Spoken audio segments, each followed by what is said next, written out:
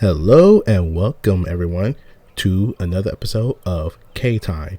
And this is a K-TEIN for this instance because I finally have a guest to help me out here with this time. Maybe something further may come along, but for the time being, hey, how are you doing, my friend? What's going on, everybody? All right, everybody, this is CommDao, a person who I have talked with a few times in the past about certain happenings in the fighting game community, but also in gaming in general. So we've decided to partner up and just have some discussion to have. Our first discussion for now, we will kind of just introduce who we are as individuals. So people who do know me, I am your fighting game connoisseur, Keobastein. I do mostly focus on fighting games, but I have some talking points about gaming in general. We may even dabble into a few pop cultural stuff and whatnot. But yes, I am a fighting game connoisseur, and I do have some words about our topic in regards to the Arc System Works showcase or direct. I'm not sure if that word is patented by Nintendo. Kind of wondering about that. But now back to my co-host. Please introduce yourself.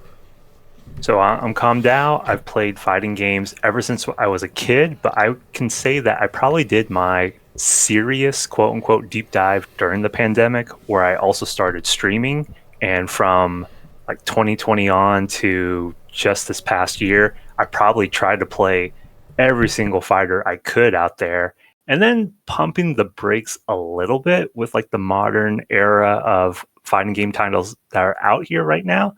But maybe this is a good way to tie it back to this.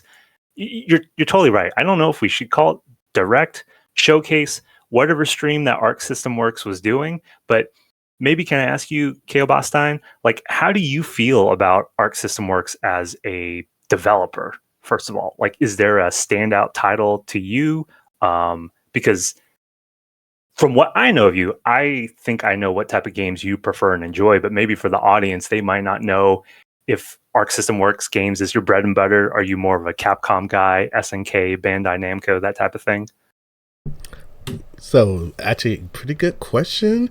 People who do know and follow me, I am that certified Arc System Work hater, if you will. So, yeah, I'm kind of that certified Arc System Work hater. It's not it's less for the sake of because of a contrarian. In fact, I have some personal gripes with Arc System Works, but it's not like they're bad people or anything like that, but I am not a fan of the pedestal that both the consumer put them on, as well as some of the tendency that Arc System Works seems to have about themselves. But we'll step away from that. Point is, I recognize their product, and I do recognize that they are very great at the presentation side of gaming and whatnot as a developer. But I guess one thing I do want to comment about, how do I look at Arc System Works as a developer? For starters, they are not a fighting game developer, as people seem to actually be saying on Twitter in regard to the Arc System Works show. Because I've seen something on, let's say, a few websites that maybe I wouldn't recommend going to, so I won't put their name into the ether.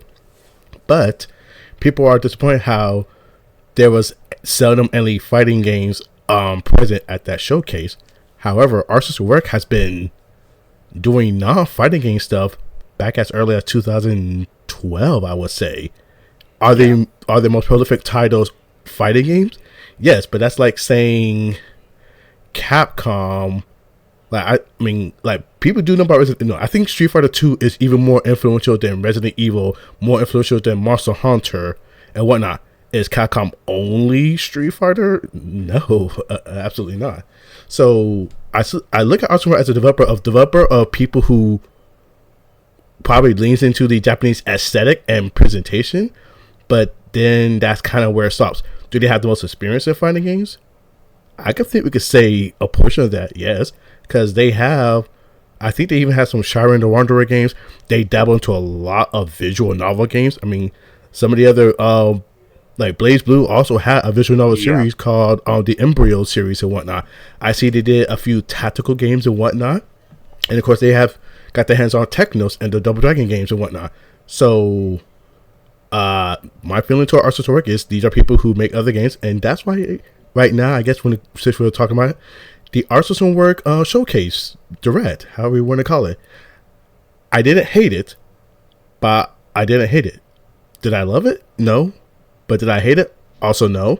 If anything, because I'll say this, as a consumer of fighting games, yeah, it's an underwhelming direct.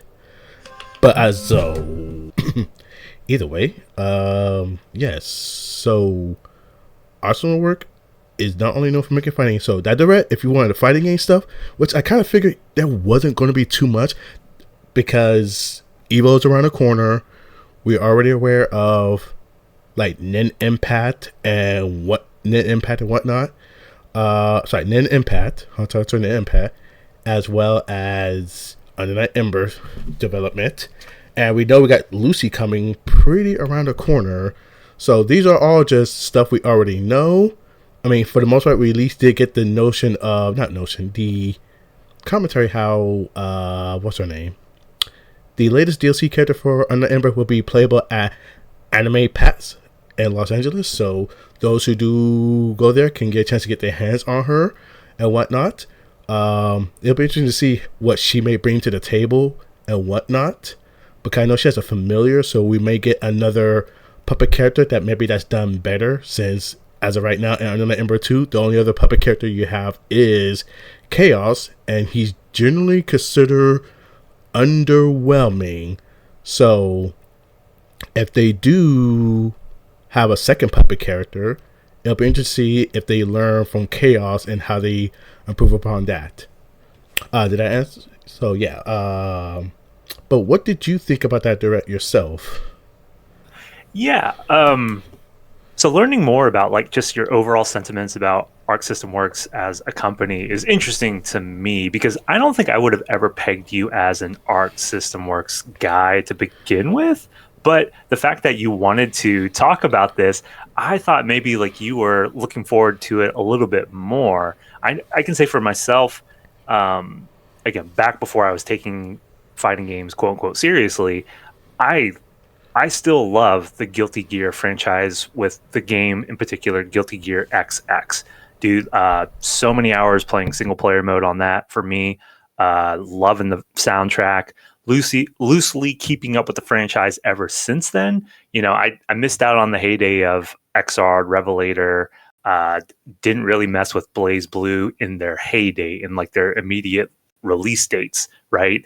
And I was super looking forward to Strive. It got delayed. I mean, the game, nobody's going to argue how beautiful it is, but it is definitely for, I think, a different audience than the diehards. Not that I was a diehard.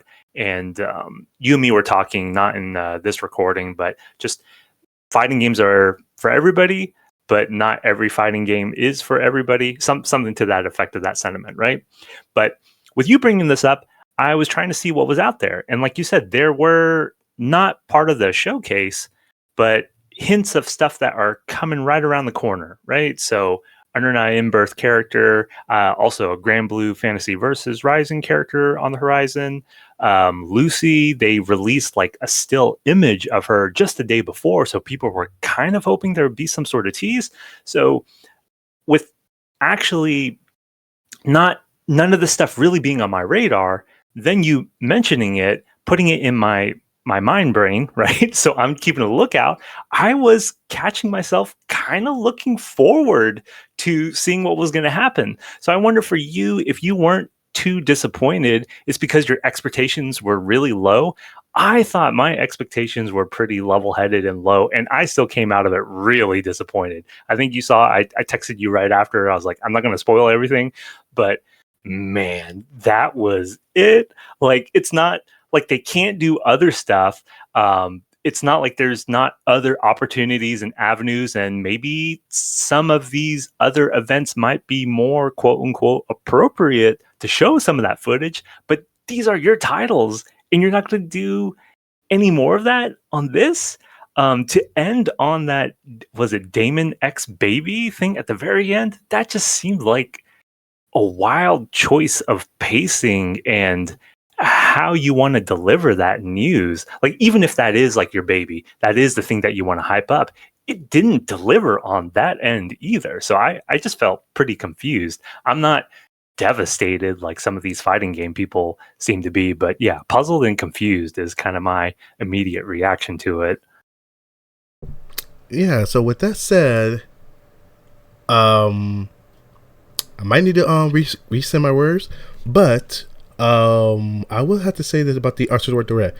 I did have low expectations, but that didn't mean I didn't have some things I had hope and pine for.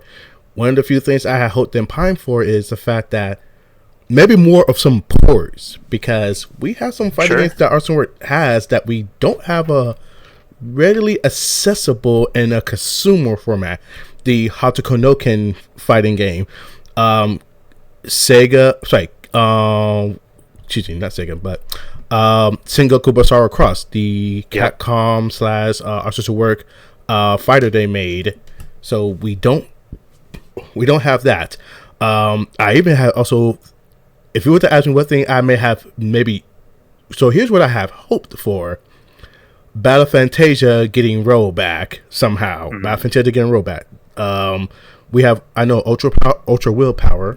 They've been beating that drum of get this game rolled back. It really deserves it, which I do agree and whatnot. But then the other thing that I also thought maybe had been possible is Melty Blood Actress Again Current Code.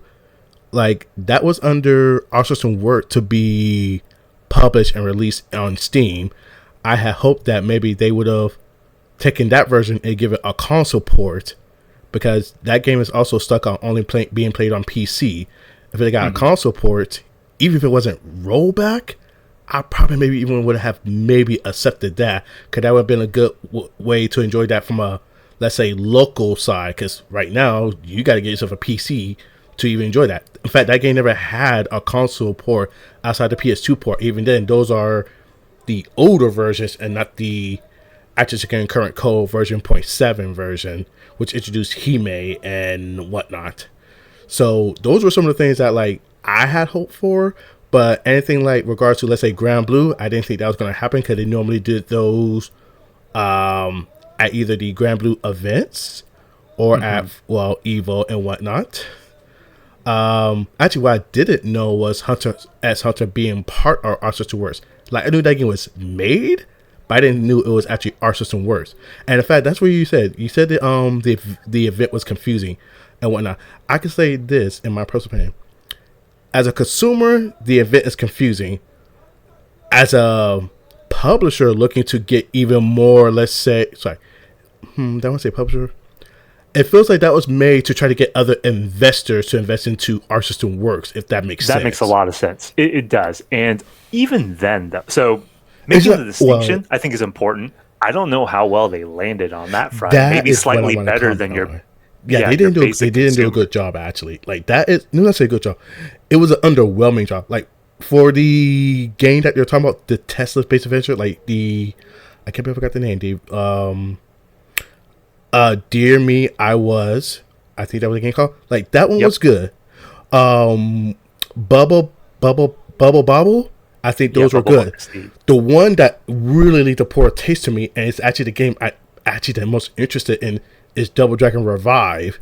That went on way too long, and there is a conflict that actually is always been the conflict of the gaming industry. That game, looking at that game, that is a score attack heavy game with a lot of mechanics for you to go in. You don't want to go into those mechanics as a commercial.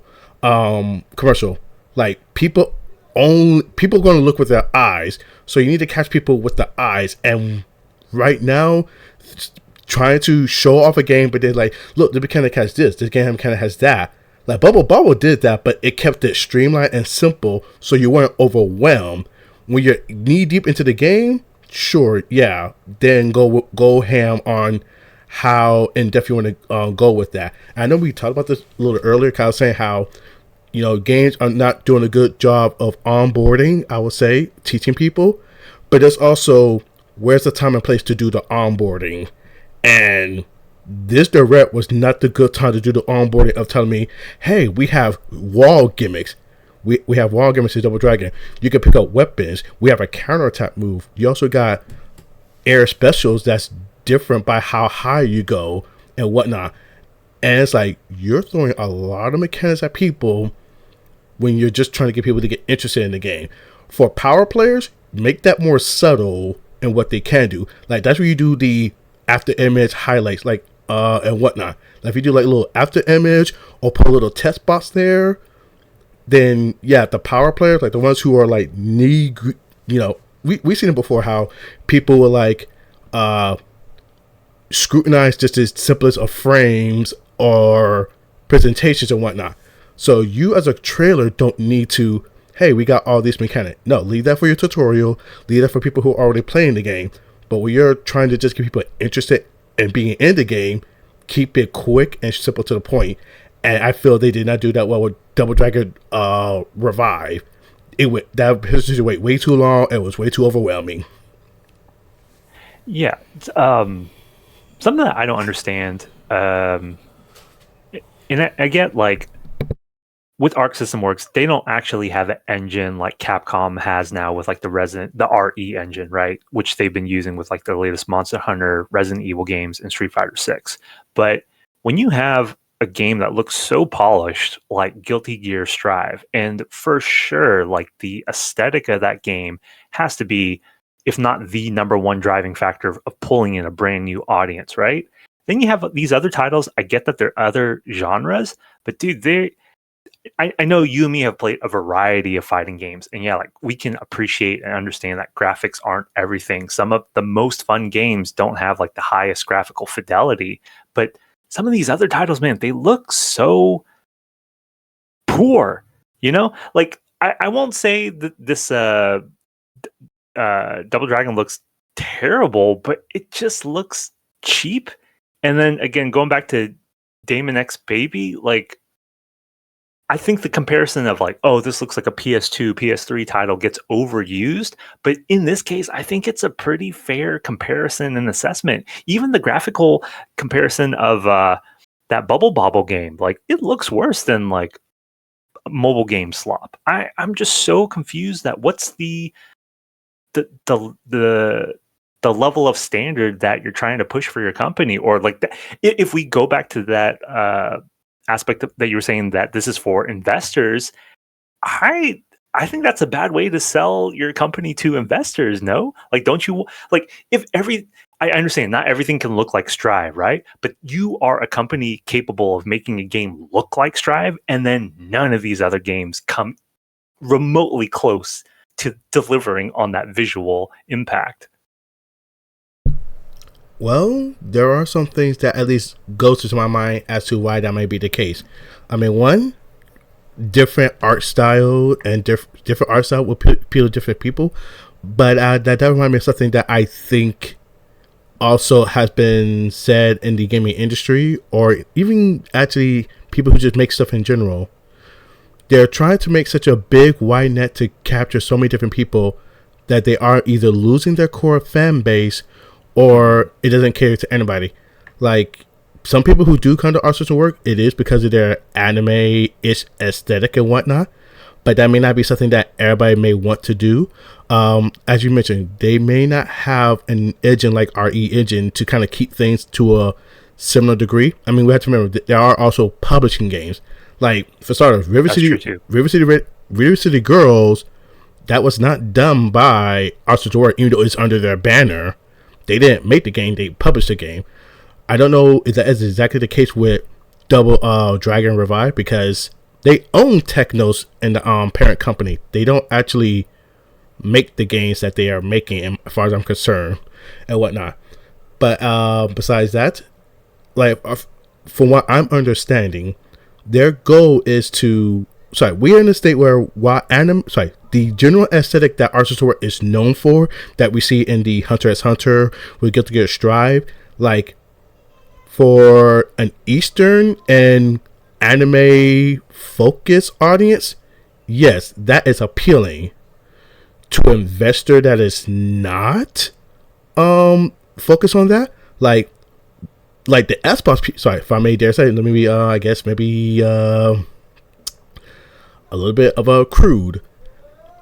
Xbox boys do not want to mess with Xbox player base do not really want to mess with anime. Yes, there's some who may appreciate it, but they're mostly like, we want our realism.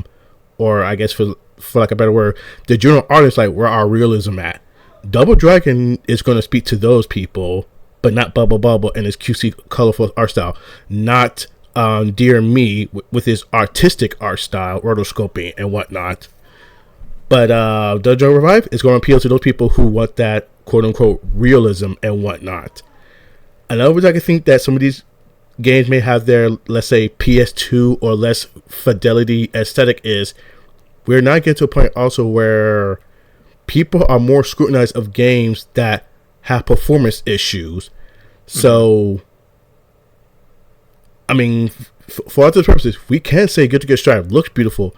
Guilty Gear Strive is also the only game where competitive circuit, you only see 2 to 3 stages. Every other stage makes the game tank in its performance and whatnot. So, once again, we are in a state of it's not perfect. Guilty Gear Strive is not perfect. You're going to play on that like 2 or 3 stages and whatnot, which has also gotten our audience's nerves. Were like, why we keep just seeing these stages and whatnot? It's because, well, for the environment that the games are played in, it's the more appealing way to play the game and whatnot. So one way to deal with that is, well, either get your technology and optimization better so you can, put all of the things you do, not all things, but you can attempt to basically make sure your game is optimized so you can enjoy every stage that the game has.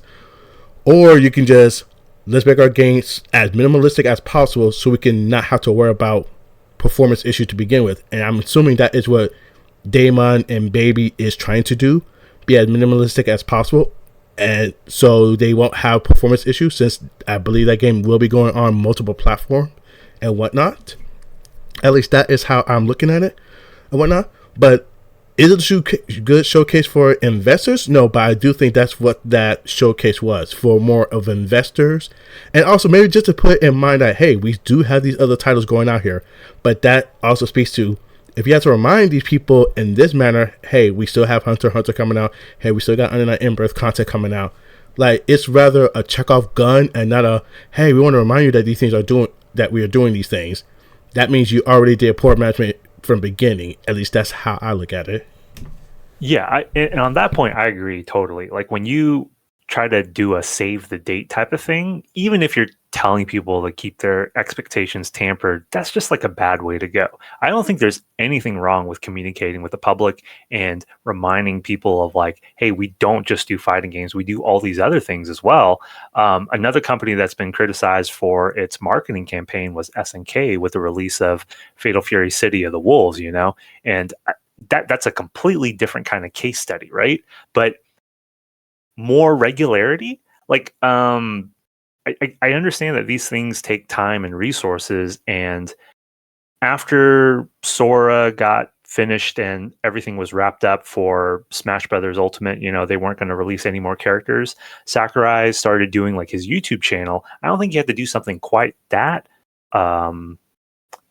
edited and concise, but just any kind of direct line of communication that you can do with your audience. Like, not everybody can be like Harada with Tekken and just like tweeting everything, but more transparency and more frequency could be a good thing.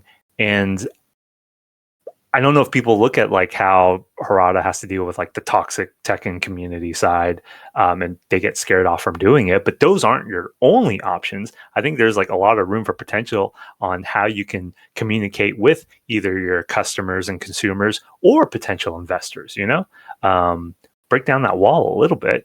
You don't have to, if I can say anything about a direct, this was not the way to do it from both ends, I think. Well, this is where I'm now want to bring up the thing I said earlier while starting this, why I'm not Arsenal's work hater, because I have followed their developer interviews and whatnot what they think, and I'll say this is actually, you asked me before, how was I able to mailers cope with this type of direct and whatnot? Like, did I just set my expectation low? There's a portion of that, but there's also this is also Arsenal's work's character. Also to work as a developer character. For all intents and purposes, these are arrogant developers. So I'm not surprised that an arrogant developer publisher would have a direct, overshoot themselves, and not deliver, because that's what arrogance leads to, overconfidence and oneself and whatnot. Just how even, I mean, for starters, the fact that even that guy to say, hey guys, so I'm not doing a fighting game, so let me tell you why I'm not doing a fighting game. He shouldn't even need to even say that, if just rather, well, I'm just doing what I want to do, because like he shouldn't need to even need to explain that.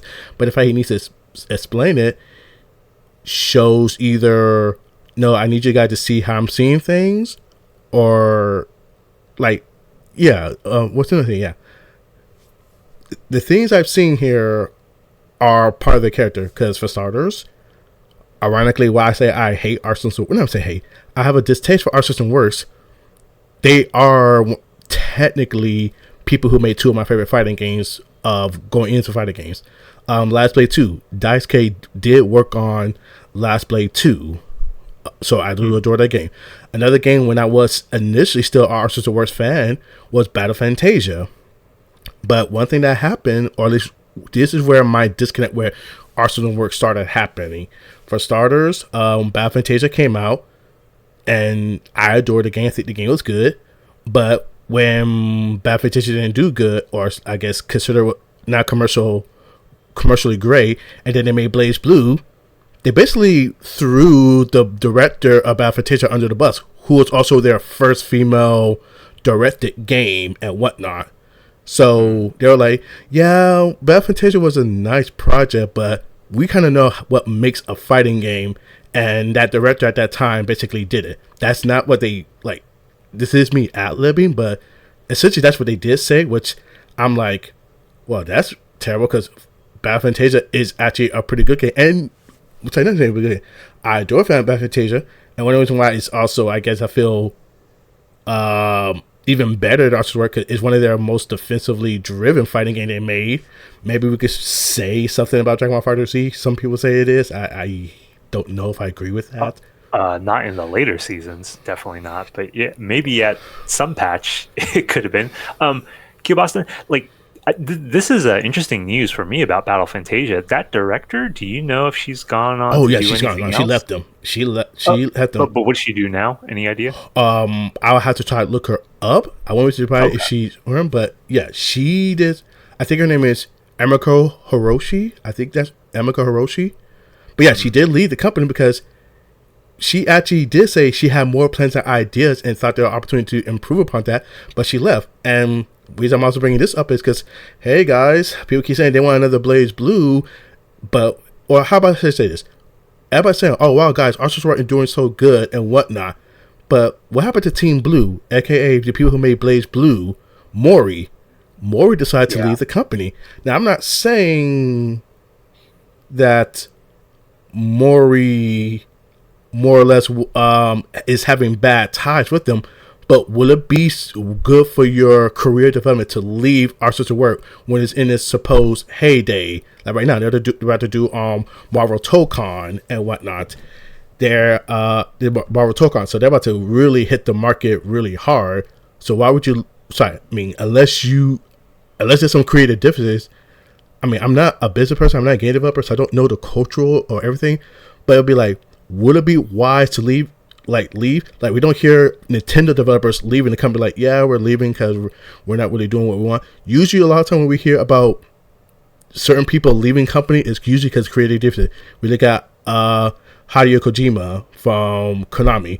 When you look at some of the people from a few other areas that I can't really say, or let's say NT Creates leaving Capcom, the people who helped made Mega Man Zero, left Capcom, made Gunvolt and whatnot. So, and then the other thing also about Arc System Works is like they just kind of also been stagnant as a company as far as I'm concerned when it comes to how they make their fighting game. Like, that's why I'm not actually too crazy about Marvel Tokon, but we'll leave that for another time.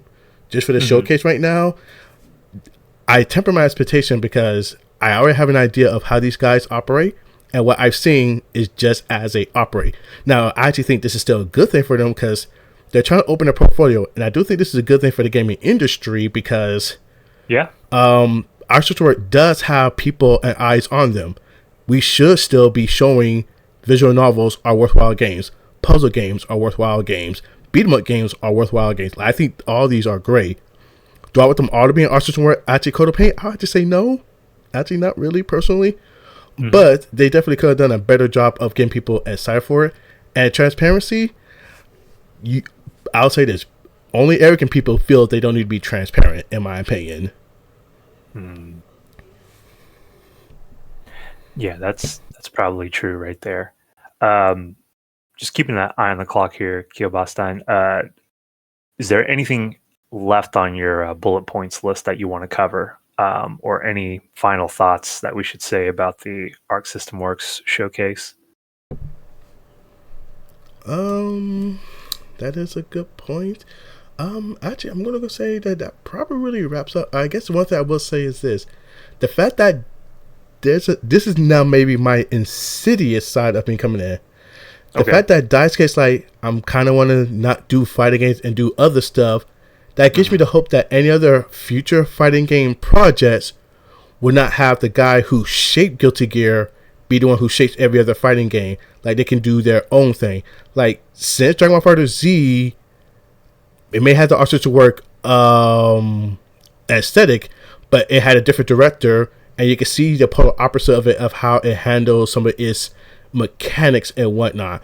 So my hope is, if they ever do more fighting game project, but Daisuke's over here want to do his other projects that's not fighting game related, that means they're not under, like, they're kind of free to do what they want to do. Because if you actually speak to Under the Ember fans, ever since Under the Ember got under Art System Works banner, the games have become a lot more volatile, which, let's just say, Kamone has expressed not being the biggest fan of the decision that Art System Works does. Like, you can look at the interviews they have, and he's like, I do work under them, and I appreciate what they do for me, but I am not. Actually, that's my other, I guess, my other evidence. Kamone himself had actually said, yeah, we kind of have some creative differences how we should handle our fighting game and whatnot.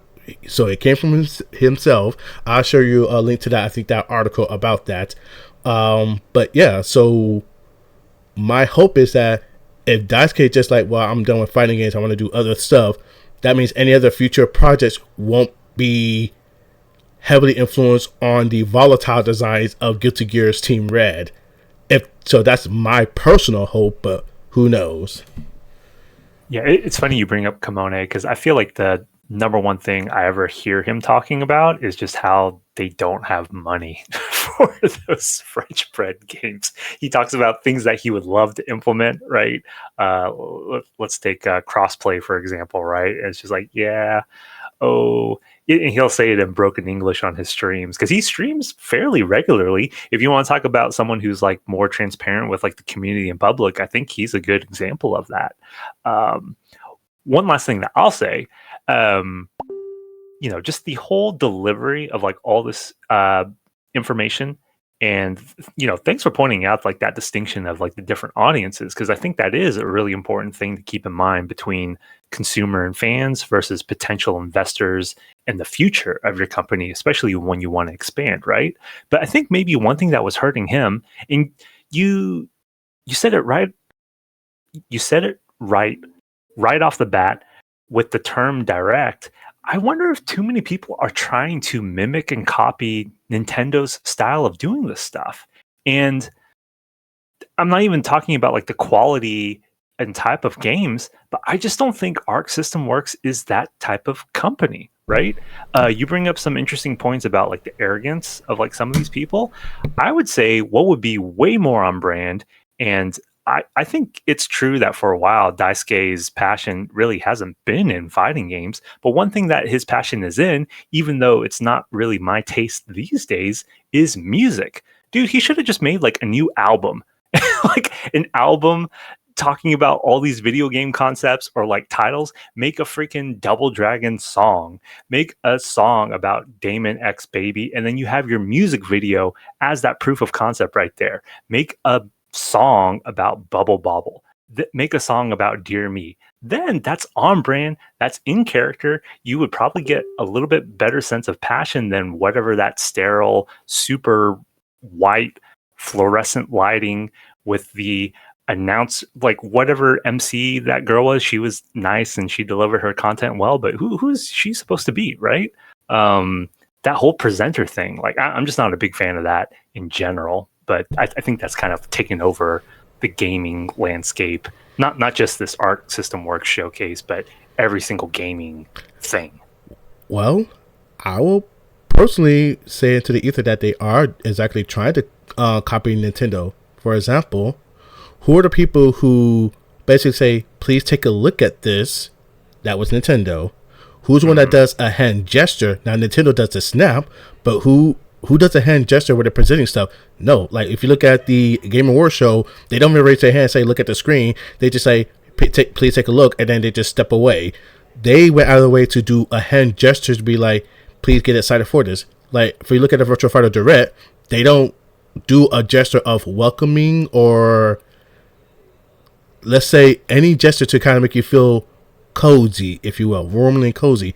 They were trying to absolutely copy Nintendo's Direct, and yeah, they're absolutely trying to do that. The other thing also, I mentioned, you had mentioned before about, there was something else you mentioned, escapes my head for a second, but music, albums, hosting. Oh yes, actually, that's what I want to comment. Yes, so the thing that you're commenting about is actually not a new phenomenon either. I mean, Hideo Kojima doesn't care about actually making games. He has done it because that was the medium and position he was able to have creative freedom. But he wants to make this guy wants to make movie. He wants to make cinema. Right. That's why a lot of his games has been more cinematically focused. That's why you have Metal Gear Solid with a 4-hour cutscenes, because that's actually what he wants to do. He just been stuck in a position of, well, I'm a game maker, and that's what I'm known for, but he's trying to break out of that and whatnot. That's why he's getting movie stars to be in his movies and whatnot, because that's what he wants to do and whatnot. So I say Hideo Kojima is doing what he needs to do to kind of get where he wants.